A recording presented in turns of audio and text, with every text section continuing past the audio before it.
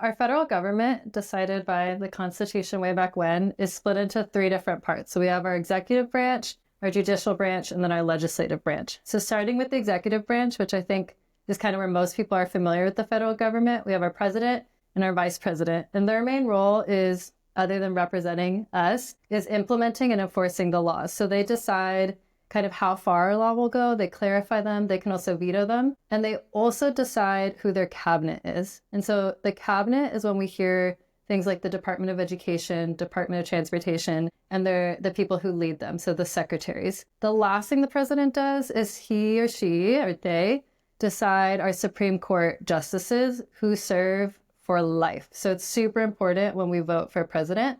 And that leads us to judicial branch. So the judicial branch is our people when we think of the Supreme Court, federal district courts, and circuit courts of appeals. They decide how we interpret the law and how that's going to apply to kind of our real life scenarios. Again, they serve for life, super important, because after 4 years or 8 years with the president, we're still left with who they appointed to Supreme Court if they had that opportunity. Lastly, we have the legislative branch. So that's where it comes in the House of Representatives and then the Senate. So House of Representatives represents smaller groups of people. Kind of you can think your local community, like where you would be able to drive to. And those are representatives who, one, function as your voice in Congress. Two, they do constituent services. And that's going to be really important for today's conversation because a lot of people don't know that they work for you. You hire them when you vote for them. They are not your boss. They work for you. And then Senate, every state has 2 senators. Some people think they have more power than the House of Representatives. They're supposed to be kind of balancing each other out. All these branches are balancing each other out.